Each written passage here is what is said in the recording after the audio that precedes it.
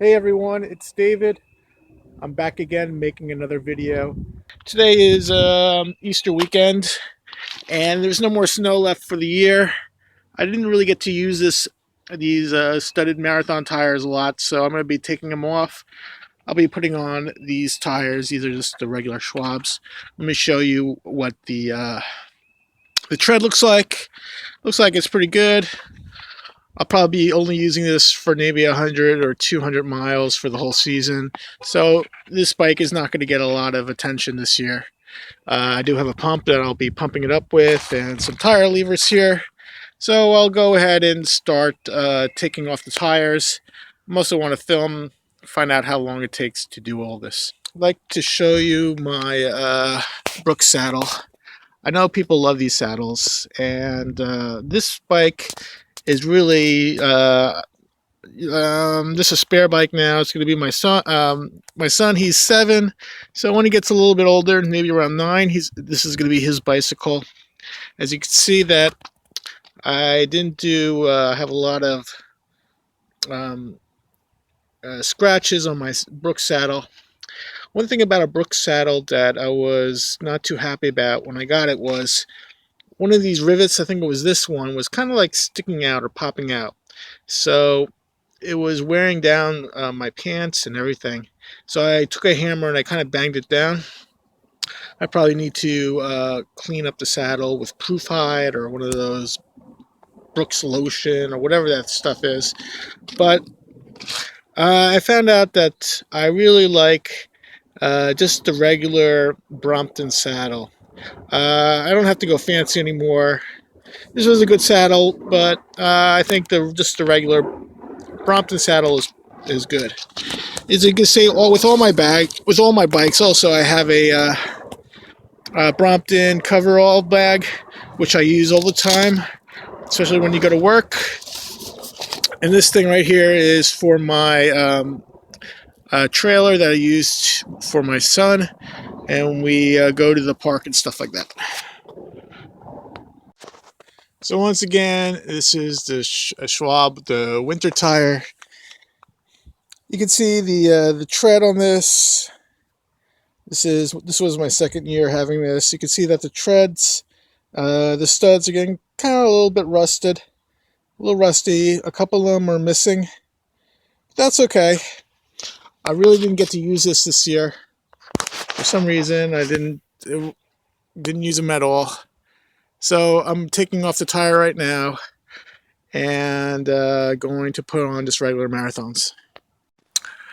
So I know that there's a lot of Brompton experts out there. This is just the wrench that I carry with me at all times. It's in my bag. You can see that it's a 15, I guess, millimeter. So I just put it back here. I just pull it off, and we're going to pull off the front tire first. Okay, I'm working on the tire here. You can see that's coming off. I'm using the tire irons from Park Tools, coming off kind of nicely. So far, these winter tires are coming off, and we'll see you next winter, I guess. So I inflated these tires a couple of months ago, and they're still kind of strong, so I'm going to be using the same inner tubes. Looks like these are Kenda 16 by 1 3/8. One thing I've learned with my bikes is just to touch each of the nipples on the spokes, make sure that none of them are loose, broken. So I'm just going to go through it real quickly, just touching each one, see if I can move it. If I can't move it, then you just need a spoke wrench to put them, just to tighten it up. And then you can just tune it by plucking on it or touching it with a wrench to make sure that the noise is the same as all the other ones. This one looks pretty good, so I'm going to go ahead and put on the tire. This is the rim tape. This is just generic stuff. It's called Herman's, and this is what I'm using. And I'm just checking it to see if there's any sharp pieces, and I'm testing it with my thumb just to see if there's any sharp steel stuff and so far it looks like it's kind of smooth. So it looks like it's going to be a good tire replacement. So it only took a minute or two. Very easy today.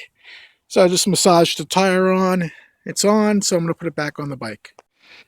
Oh, with the Marathon's jersey rotation direction, so I'm going to try to get the rotation the correct way.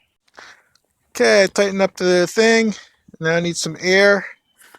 I give it a little ride to see if it's going. It looks good.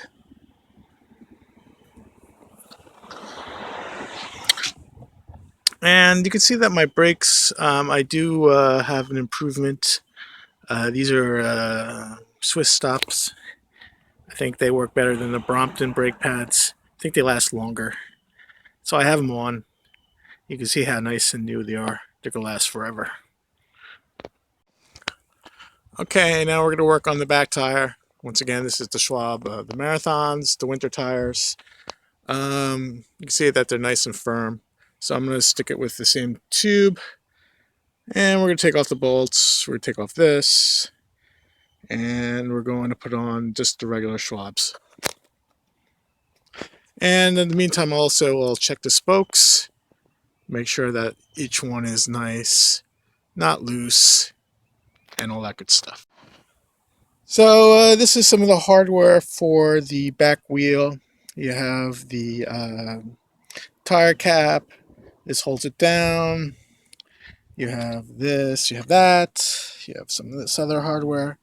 And I'm just going to use some lube and also go to wipe down some of the dirt that I see. This with some basic baby wipes. These are long past expired, so they don't have any moisture, but they seem to not tear or break compared to paper towels.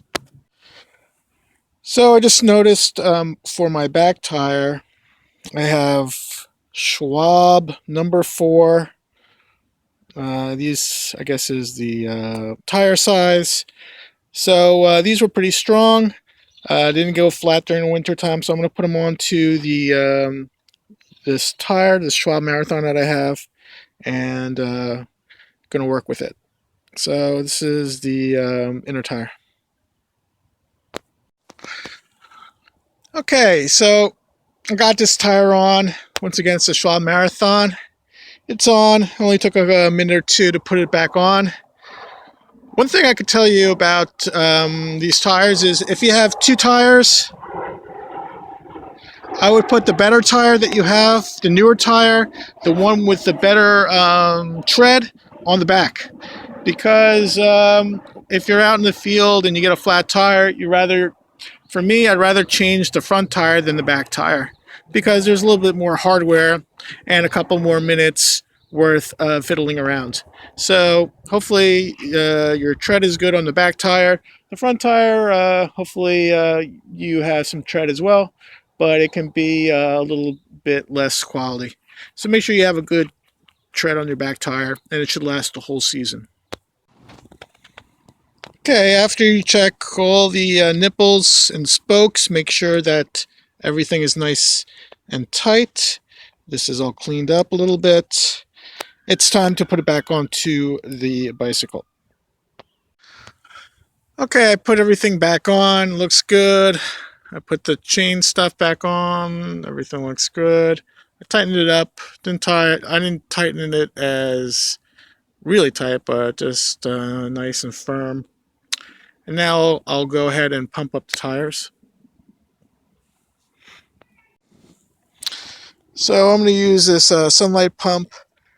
I usually put it around 80 or 90 psi. I'll take it around the block, then I'm going to wait a few days and see if those tires are soft. But every couple rides, you need to inflate your tires. Once again, between usually 80, 85, 90 is probably a good thing for me, but you may want to check your tire sidewall. So thanks for watching this video. You can see with this one I have a Brom foot, and some other special things is I have a nice brass bell. I do have replacement handlebars that I'll probably put on one day, but for now these are just fine. This is my third. I have 3 Bromptons, and this is one of the Bromptons. This is the only one that I have that's not electric. And I'll probably be using this. I'll have this probably the rest of my life because I'll be giving this to my son once he gets old enough to ride this one, or tall enough to ride it. And that's really about it. I use a SIGO light for night, and that's really about it. I'm going to take it for a test ride. So thanks for watching my video, and hopefully your spring Brompton tune-ups will be successful as well. Thanks.